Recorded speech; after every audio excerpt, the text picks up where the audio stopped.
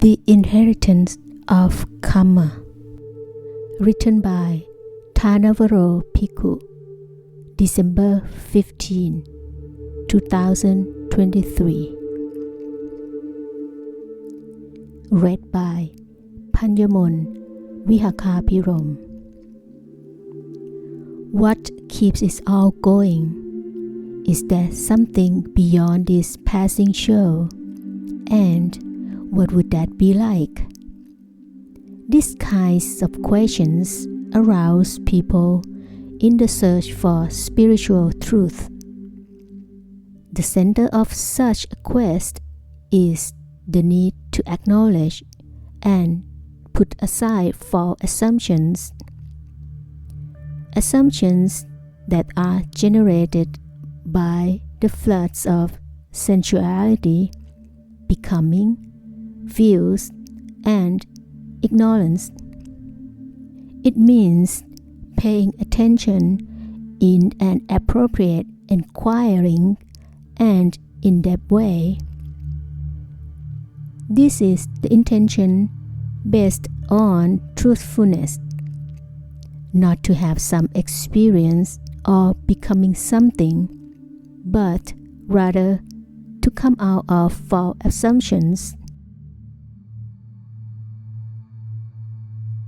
A basic assumption is that things have a fixed or predictable nature. Even though rationally we know that is not true, our emotional reflexes get confused and upset by change in weather, health, transport delays, or changes in other people. The reflex assumption is that a sense object provides a true and lasting feeling. That impression of a taste, sound, or sight as either present or unpresent is true, and the setup must have or can't stand it. But when we contemplate such experience from a wide and more long-term perspective, we notice how much the feeling depends on our state of mind as on the sense object. When we are hungry, just about any food tastes great. But once we are satiated, that feeling fades and the focus shifts to something else. In other words, the intention, the bent, or inclination of the mind had changed how we experience food. Therefore, we must be careful that our shift feelings may ruin the whole event. Contact causes an impression of unpleasantness that coats the mind, and this unpleasantness is transferred. Everything we experience during an event is perceived through the filter of that contact impression. Such transference is very common. For example, Person A is in a bad mood because of being stuck in a traffic jam and late for an appointment. Feeling irritable, he or she finds human contact irritating. So he or she speaks dismissively to Person B, who then feels that Person A does not like them, or they have done something wrong. So, Person B feels confused. That is how suffering gets transferred. Or you feel that someone else had great fun because everything is going well. The weather, the food, the music, a wonderful event. However, it does not happen that way. because circumstance had changed. There is a different mood or a different energy in both parties. In truth, the same factors do not ever come together again. So you feel disappointed. Maybe you think that he lets you down or there is something wrong with you. The truth is, the matter of contact impressions are dependent on changeable factors and therefore they are unreliable. It would be wiser and more honest to relate to sense data as they are. So, it is with the impression of identity. If you believe he or she always is, or always should be a certain way, you fix a sensitive, changing, affective mind into a stereotype object called a person. For instance, he is an idiot. She is always loving. He is self-centered. She is supposed to look after me.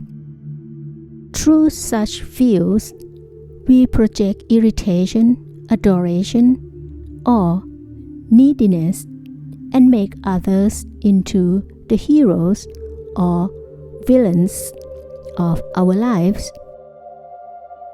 These projections may have some truth in them, but that truth is much more specific. For instance, he is an idiot might mean something like, I noticed that his way of chairing the meeting yesterday did not bring the result I wished for. The falsehood is that a piece of behavior have been made into a three-dimensional person and cast in stone. That is what becoming does. It will affect how I relate to that person and how I talk about them, which means I help and participate in the creation of these caricatures, demons, or angels, and to have that it limits our responsiveness and freedom. Now I'm clear. This mental activity is Kamma as you act, assumptions, and projections. So you can create an inheritance.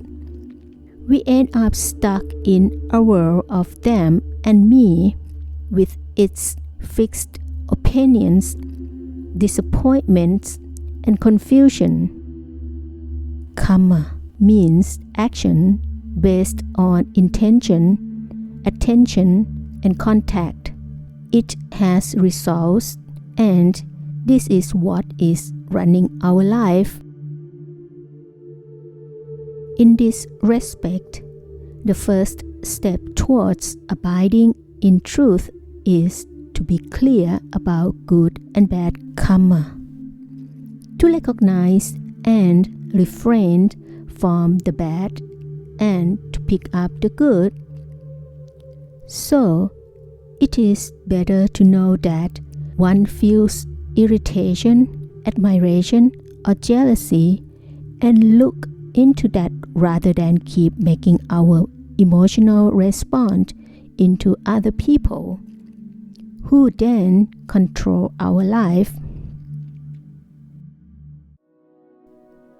The good point is when we look at things in terms of truth, we can acknowledge contact impressions in terms of pleasant and unpleasant feelings, perhaps as familiar or uncomfortable perceptions and impressions. We can witness skillful, unskillful, compassionate, or confused psychological intentions and states of mind. we can sense whether attention and all of the karmic stuff are changeable. There are no fixed things, entities, or persons, but there is an inheritance and potential furtherance of habits and biases. As we see our world is dependent on contact, intention, and attention, we start to take steps to generate a bright impression based on kindness, compassion, and wise understanding. As we develop those intentions, they become Parami or perfection. Our intentions get clear and well focused.